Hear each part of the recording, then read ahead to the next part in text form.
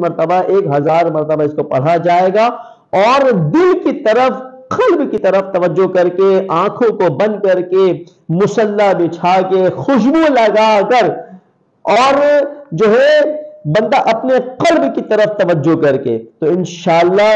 اس کے قلب پر جو ہے تجلیات کا نزول ہو رہا ہوگا، رب عز و جل کی رحمتوں کا نزول ہو رہا ہوگا، اور وہ اپنے اندر ایک کیف، ایک سرور، ایک روحانیت محسوس کر رہا ہوگا انشاءاللہ۔ پھر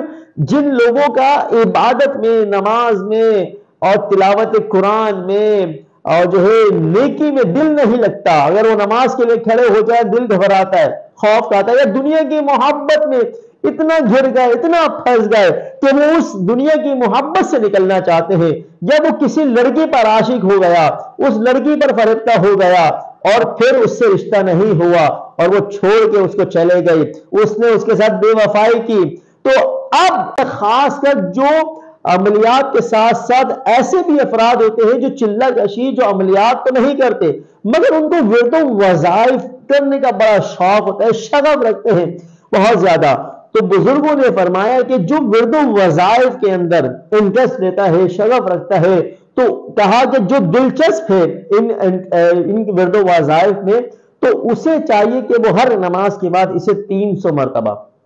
یا صبح کی نماز کے بعد یا عشاء کی نماز کے بعد 1000 مرتبہ اس کو پڑھے، تو انشاءاللہ اس کو ورد و وظائف کے اندر، اس کی جو ہے روحانیت کے اندر بے شمار اس کو جو ہے اثرات، تاثیر اور جو ہے بہت زیادہ اس کو برکات نظر آئیں گی۔ اور گویا کہ وہ جو ہے اگر دیکھا جائے کہ جب وہ خود بھی اپنے لیے، اپنے گھر والوں کے لیے، جب کوئی اس کے سامنے ایسا پریشان حال آ جاتا ہے اور وہ اس کے لیے بھی اللہ کی جناب میں، اللہ کی بارگاہ میں دعا کر دے کہ اللہ تعالیٰ اس کی مشکل کو آسان فرمائے، اس کی پریشانی کو دور فرمائے، یا اگر خود وہ جو ہے پریشان ہے، مشکلات کا شکار ہے، ایسی جو ہے مشکل اس کے سامنے آ گئی کہ جو مثال کے طور پہ کہا جاتا ہے پہاڑ برابر مشکل، پہاڑ جیسی مشکل، تو اب پہاڑ کی مثل جبال بھی اگر اس کے سامنے مشکل کھڑی ہو جائے گی تو اس اسم اعظم کی برکت سے وہ فوراً جو ہے ٹل جائے گی۔ تو اسم اعظم کی برکت یہی ہے، اس کا فائدہ یہی ہے کہ اسے پڑھ کر،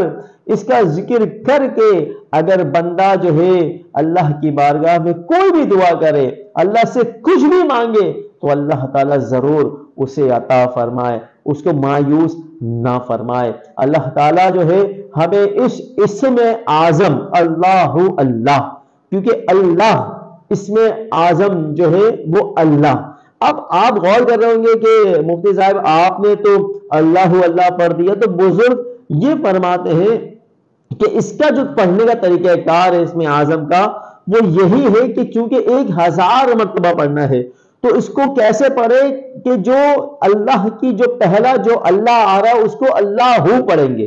اللہ اللہ اللہ اللہ اللہ اللہ، یہ 2 مرتبہ پڑھنا کہلائے گا۔ اس کو اس طرح جو ہے 1000 مرتبہ، 1000 مرتبہ اس کو پڑھا جائے گا،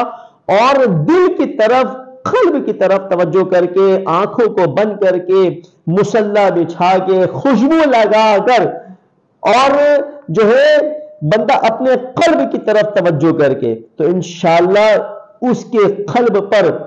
جو ہے تجلیات کا نزول ہو رہا ہوگا، رب عز و جل کی رحمتوں کا نزول ہو رہا ہوگا، اور وہ اپنے اندر ایک کیف، ایک سرور، ایک روحانیت محسوس کر رہا ہوگا تو انشاءاللہ۔ پھر جن لوگوں کا عبادت میں، نماز میں